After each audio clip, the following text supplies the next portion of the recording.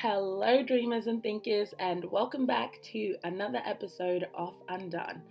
This episode's quote shall be one that I heard when I was listening to Brene Brown's podcast, and she said, "My body is my ally, and Brene, you're engaging in some performative allyship." And when I heard that, I did a little chuckle, and I thought this will be the perfect kind of like summary of what today's episode shall be, as I share what my journey has been with food, fitness, health, the health and wellness industry, and just really basically engaging in some performative allyship in the name of health and fitness when I really wasn't loving my body at all. So without further ado, let's get into it. As I mentioned on the Instagram page, we will be starting a new series. I decided to title it Eating Grey. And that title kind of sounds strange. It's kind of like, I think I know what you mean, but I don't really know if I do. But I got it from when I was listening to this podcast by Dr. Caroline Leaf, and she was interviewing this lady called Jessie. And in it, she mentioned how people think we kind of seem to have sorted people into two categories where it's you either have disordered eating habits or you have a healthy relationship with food. But we've neglected the fact that it's kind of like a sliding scale. I don't know if I'd say if it's a sliding scale, but sliding scale, gray area. There's definitely a gray area there where it's like you don't necessarily have disordered eating patterns, but you don't have a healthy relationship with food. And so you kind of just sit in this gray area. Hence the title Eating Grey. And the more I discussed with friends, and just kind of looking at a journey that I had been in recently, I realized that like this doesn't get discussed as much as it should. We discuss eating disorders, and even then I don't think they get discussed as much as they should. They're kind of just like, oh, and there's eating disorders.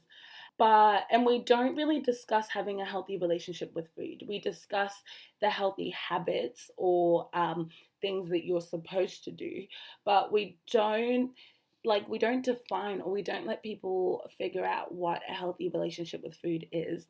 So in the series, I just wanted to kind of have that discussion and look at how the health and wellness industry kind of plays into that as well. So to start off the series, I thought I would share what my own relationship with food has been. And to some of you listening, that might sound really strange because it's like a relationship with food.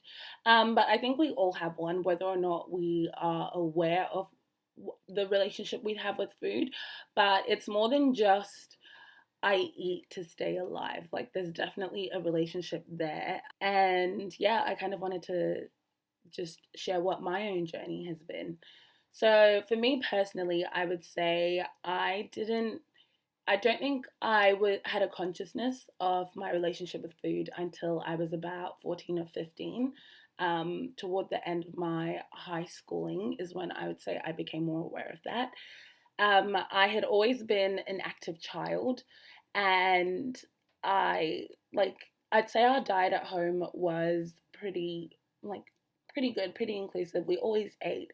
We mostly ate home cooked meals, and then every now and again we get takeout if no one could be bothered making dinner. And that's kind of still the same situation today. But I don't think I ever thought anything of it past that. Like I just thought, oh, this is normal. And I go and I play with my cousins outside. I love playing sports. I love running. And that's that. Like that's just what it was. Those are the things that I was more drawn to. And then when we moved to Australia, I think maybe I started doing, maybe not started doing more, but I think you have more of an awareness of a particular physique. And I don't know if that's just because of the climate here. Like everyone goes to the beach a whole lot more. So like you're wearing, because it's hotter, the clothes you're wearing are different, that kind of thing. I don't know. Also, maybe it might have been an age thing. So I think I definitely became more aware of that. And then come grade 11 and 12, I think is when I think that's around that time that you start caring about what you look like. But also I distinctly remember having like noticing a trend in that when people would finish high school and then we'd see them come back in to do like presentations or whatever, they always looked bigger. Like people would always put on weight, and like a crazy amount of weight too, within their first year or two of finishing high school. And I remember my friend and I being like, we don't want that for ourselves. Like we don't want when you stop having like required physical education classes, that's like all my physical activity goes out the like out the window. Like that is not where I wanted it to end. I didn't want my fitness journey to end with high school. So I think I kind of started putting in things into my routine. So I even remember in high school, I used to either run in the morning before school and come back and get ready, or I'd go for a run after school and then do my homework, which for me, I don't necessarily think, I mean, I did it as like an aesthetic thing partly, but I think for me it was mostly a fitness thing. I wanted to be healthy and fit, and running, even to this day, is just how I clear my mind. And it's also really good for times when I'm feeling really anxious about something, in that it uses all that extra energy that I get. Well, not energy, but like it uses, yeah, the extra energy I get from like the adrenaline rushing through me, and then it kind of just like settles me. And so that's what I did. And then I think when I finished high school and I had less of a routine, like that was really easy to be able to fit in a run either before school or after school. On school holidays, it was like I kind of just kept going with it because I'd already started it. But when you start university, it's a bit different in that you don't really have a consistent schedule. You definitely have a whole lot more that is required to do. And also, I don't think I'd ever realized it until I got to university, but I was a comfort eater. And so this is like my first year of uni. I'm super stressed.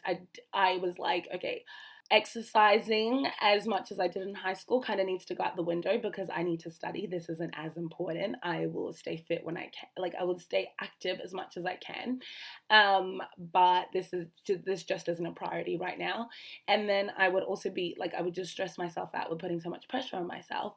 And so I would then comfort eat. And then I was like, oh my God, this is not good for anyone. And so it's been quite a journey going from, oh, I exercise because, that's what you do, to, oh my gosh, I'm a comfort eater, to recently our church was doing a fast and I opted to do the Daniel fast. And in that, I just thought, going into the Daniel fast, I thought this was going to be like, okay, this is finally where I cut ties with caffeine and sugar, because I have quite an addictive personality. So I don't just eat chocolate, I like eat the whole block. Like I don't just have one ice cream, I might have one every night. Which is so terrible. Like my self-control is just at an all-time low when it comes to sugar. When it comes to caffeine, it's like I don't just have a coffee here or there or when I'm tired. I now have embedded it into my morning routine. I have it in the morning when I'm reading my Bible and journaling. I'll have one at morning tea, or I'll have another one later on in the day if I'm not working that day. And it just becomes like this ingrained habit where it's like it's unnecessary. I didn't need a coffee, but I had one anyway because what else do I do at this time of day? And so I thought that's what that was going to be, because you can't have any of those things on the Daniel fast. And through that 3 week process, I realized that I actually had an unhealthy relationship with food. And I had never thought that up until that point. Like, I think I'd always prided myself in that, yes, I exercise, but I also enjoy eating. So I try not to be restrictive with my diet, but I also try to know when I'm full. I try to limit certain things. Try being a key word here. So I always thought I had a pretty healthy relationship with food. In that 3 weeks, I realized I actually don't have as healthy a relationship with food as I thought. And that was kind of just like a shocker. So I have compiled a list of things that I have had to unlearn in the, let's say, 7 years from about grade 11 up until now, of like having an awareness of what my relationship with food is. And I think these are really things that we think of subconsciously, or are things that we just know as truth, but haven't realized that this does not help whatsoever when it comes to having a healthy relationship with food. So, the first thing I had to unlearn is that there is no one size fits all for caloric intake. And I think this is such a big one. The reason this was a big one for me was because a lot of my friends are actually a lot shorter than I am. I'm about 5'11", 5'10". A lot of my friends are like 5'5", 5'7". On top of that, I would say I weigh, like, I'll guesstimate right now, I'd say I'm probably sitting at 80 kilos, with about 80 to 90% of that being muscle. If you know anything, you know that muscle, like the more muscle you have, the higher metabolic, like resting metabolic rate that you have. And so for me, I'd go out with friends, or we'll be at a friend's house and everyone will be eating. And I'm just not understanding why I'm eating more than they are. And I'm like, oh my gosh, girls are supposed to eat like cute little dainty plates or whatever the case might be. And I'm out here being able to probably eat the same as like my guy friends to an extent. Some of them are really muscly, so I can't keep up. Like, I'm able to eat the same as my guy friends, and I'm like, oh, this is problematic. Like, girls are not supposed to eat this much.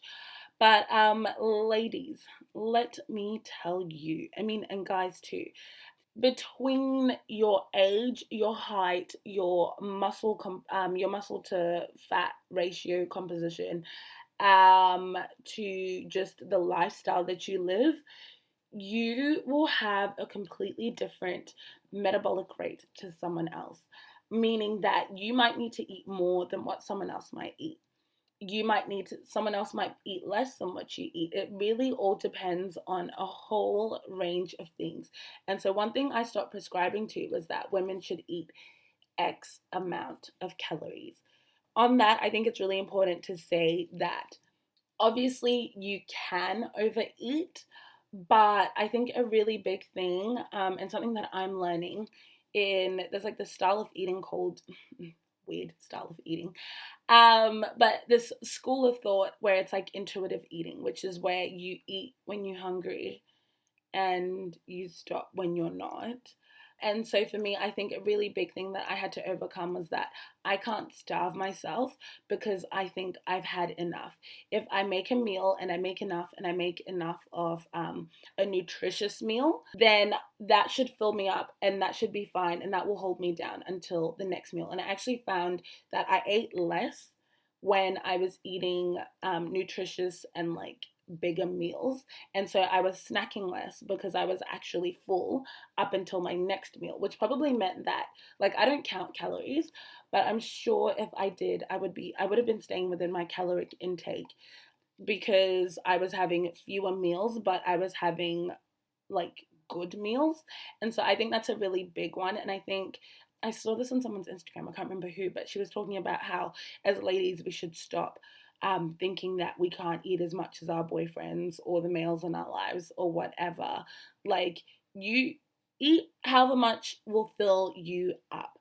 I think one thing that I have realized is that I probably find it difficult to know when I'm full. Like, I know when I'm full, but I don't know when I'm just full. So it takes me a while to kind of just like settle in and be like, okay, has the food settled into my stomach? Am I still hungry? Am I full? But I think on that, a really big thing is that this whole thing is a journey. I think how you like, even just from assessing what your relationship is like with food to starting to take out the things that you don't want, the thought processes that you might have, to get into a place where you're happy. It's all a journey and it doesn't take forever. Like, it's been 7 years for me. And I'd say from when I first started to now is like a huge difference, even in like the things I eat. Like, when I think of some of the things that I used to do, I'm like, oh my gosh, honey, stop. And I think I've come a really long way, but there's still a whole lot more to there's still a whole lot more I can learn and things I can get better at.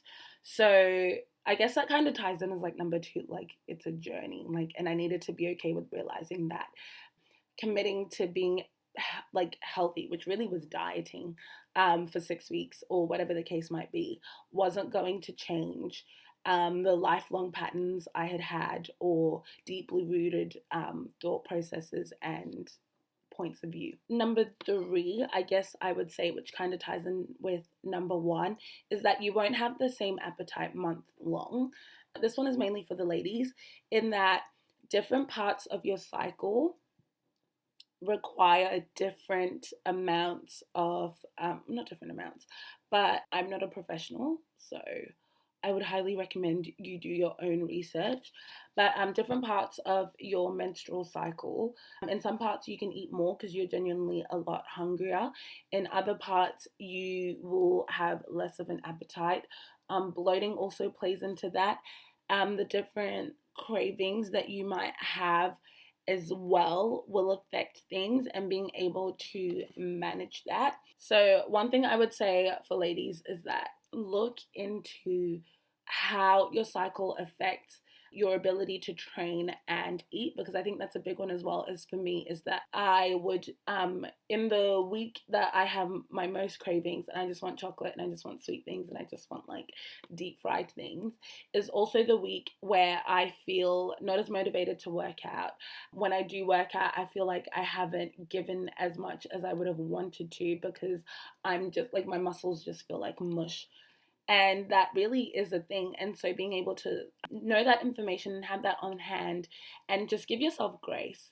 The fourth thing is that exercise does not undo a bad diet. One meal or day doesn't undo a healthy diet. Like, and I think even now, like every now and again, I find myself doing this where I'll be like in the middle of a workout and I'll be like, see, if you hadn't had that ice cream. And it's like, oh my gosh, first of all, I shouldn't use exercise to like punish my body. But at the same time, that ice cream didn't undo all the work I've done. It isn't like, you can't be perfect all the time. It isn't a reflection of anything. Like, I had an ice cream, that should be okay. I should still be able to keep pushing through mentally in this workout. Like, those two incidences are in no way connected. I've also seen a lot of people who will exercise but still have a really bad diet. And I'm like, you're not achieving anything. Like, you should still be eating balanced, nutritious food. And I'm really big on that, in that I don't believe a good diet is like keto, or what's it called? What do people do? There's paleo, there's going plant-based, there's intermittent fasting. Like, these are all things that I think the health and wellness industry have definitely introduced into people's minds and have made us think, what will get us to the goals that we want. But to be completely honest, you won't stay consistent and committed to those diets if you don't have health and fitness as a way of life, which is what I guess the biggest point of this is that I needed to choose it, and I have to keep choosing it as a way of life, in that I choose health, I choose fitness for myself, and as long as I'm staying active, as long as I'm eating right, I'm still okay enjoying cake at a friend's birthday. Like, that's not the devil. If I'm craving a chocolate bar, like, I mean, I won't do it all the time, but it's like, sure, I'll go get myself a chocolate bar. Like, if I don't feel like working out today, that's okay. I don't need to beat myself up about that. As long as I'm staying consistently healthy, I think is what's important to me. And then the fifth one is that a healthy diet is not synonymous with a healthy relationship with food. And I think that's a really big one to unlearn, because I know a few friends, and I'm actually going to get a couple of them on the episode in the coming weeks, but they will tell you how they ate healthy. Like, they, based on what people post on Instagram, what everyone would think is your typical definition of healthy, they ate healthy, but they did not have a healthy relationship with food. And I think that's also my biggest thing with some of the things that the health and wellness industry try and sell people, is that people the ultimate goal should be to have a healthy relationship with food, a healthy relationship with your body and exercise, and just be comfortable and confident in that. Whereas you, like things like the keto diet, it's like, what are you, and like, no offense to the keto diet or people who do it, I just think I have a problem with it in that you can undo so much work if you eat the wrong meal with that one. You aren't having a balanced diet. Like, we are like the food pyramid, we all entered in primary school. You've got your veggies, you've got your carbs, you've got your protein, you've got your dairy, you've got your sweet stuff. Like, we are, we should be able to eat all of those things, but it's about having them in moderation, knowing when to have them, how much to have them, too much, too little, frequency, quality, that kind of stuff. And so I just think when you go on restrictive diets, it makes it really hard to actually have a healthy relationship with food, because then you start looking at certain foods as if they are bad for you, because when you were on that diet, you couldn't eat that, and that diet told you that that is how you were going to lose weight, or that is how you're going to do XYZ. And so now you start looking at certain foods as if they are bad for you, which is like, I mean, okay, yeah, like deep fried food, bad, cool. We know that.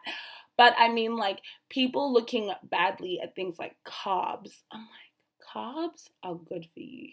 I actually, this has been a really big thing that I've been embracing lately, is that I go to this new boot camp, and our trainer will be like to us, either after a workout or before a workout, she'll be like, oh, make sure you girls go home and have some carbs now. That was a really heavy workout.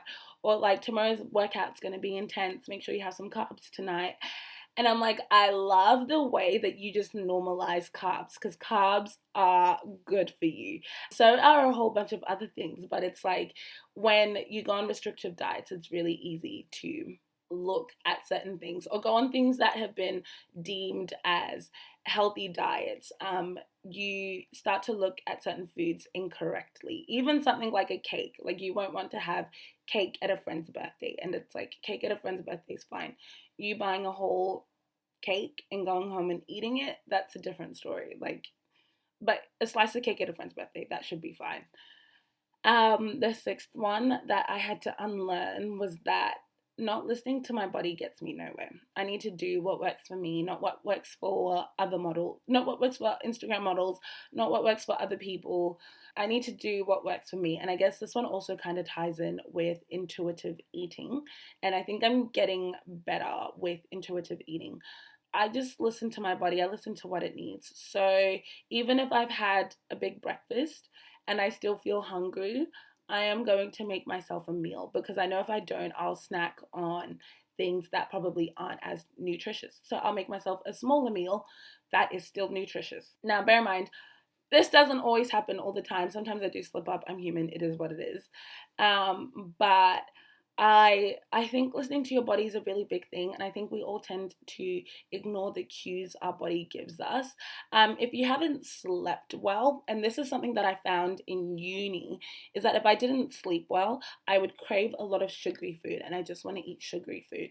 And that actually has to do with the fact that my body was tired, it was exhausted, it needed energy. And so craving sweet stuff was the easiest way to do that, because it could easily break down the glucose, and it could use that for energy, as opposed to if I actually had a good proper meal. I mean, good sleep is also a really big thing as well in terms of your relationship with food.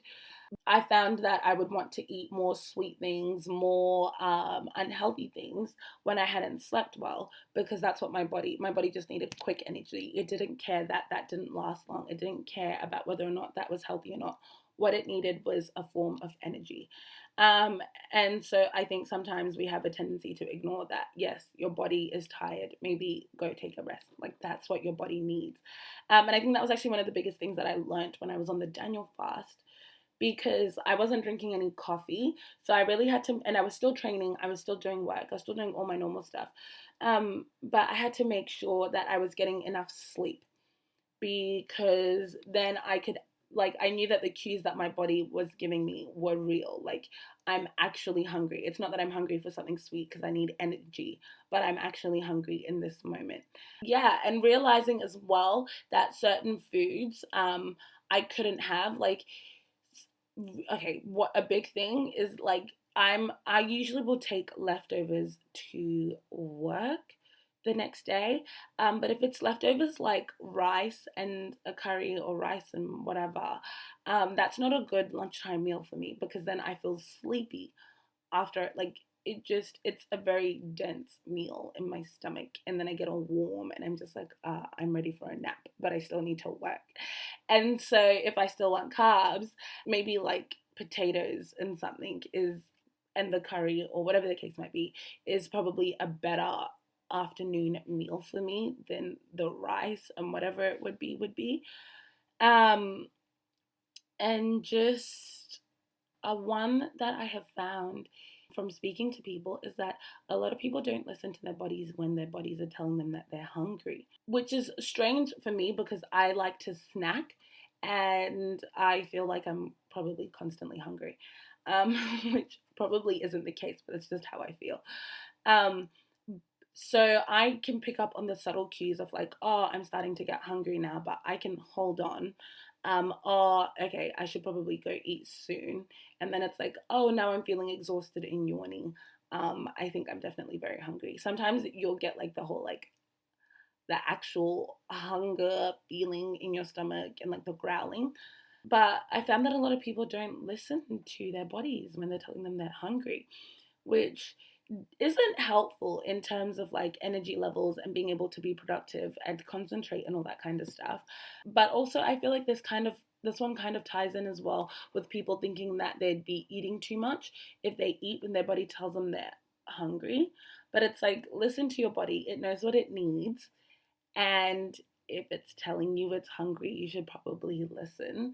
I think the line kind of gets blurry though when it comes to like sugary things, because you can train your body to, the more sugar and things like caffeine, the more of that kind of stuff that you have either at certain times of the day or that you just constantly have in your system, when you start to like wean off it, your body will want to tell you that it needs it.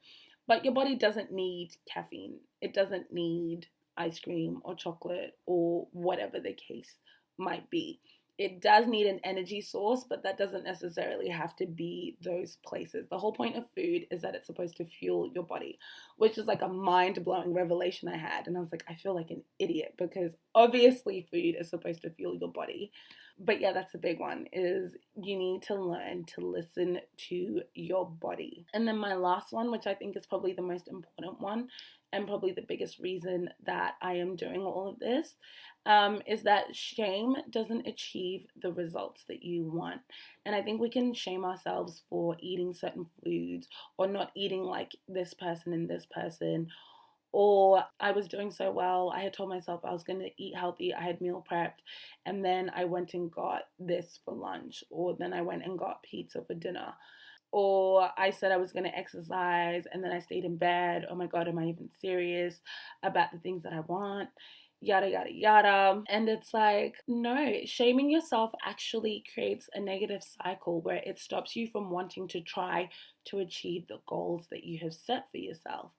Whereas if you give yourself grace and be like, okay, I slipped, or I didn't do the thing that I wanted to do, I'll try again tomorrow. Because you have to realize at the end of the day, you are making commitments to yourself. And there's this, I can't remember where I heard it, but at the end of last year, I kept telling myself I need to stop self negotiating. In that I would make a pact with myself, like, oh, when I come back from work, I will do XYZ. And then I come back from work and I take a nap. And it's like, okay, so I self negotiated with myself. Or it would be like, when I wake up tomorrow, I'm going to go for a run. And then I would self negotiate with myself. And the alarm would go off, and I'd be like, okay, but sweetie, it's better for you to have sleep and rest than it is to exercise. Knowing full well I slept like a full 8 hours, I'm just not in the mood to get up. Or it would be like, your body's beautiful anyway. Today we're going to practice self acceptance. You don't need to go for a run. And it's just like insane the things that we can tell ourselves. But I think an important thing to remember is that whatever it might be, because I think at the end of the day, the grayness that comes with our relationship with food comes from us either wanting to break the habits that we were taught within the household growing up, um, or we're trying to hold ourselves to this standard that people have projected and have made us believe is attainable. Which, if you look at the root of that, is like you should want this for yourself. And so when you're making these goals, you're making them for you, not for anyone else. You're not making them to for people to be like, oh wow, you like to compliment you or anything like that. You're making them for yourself.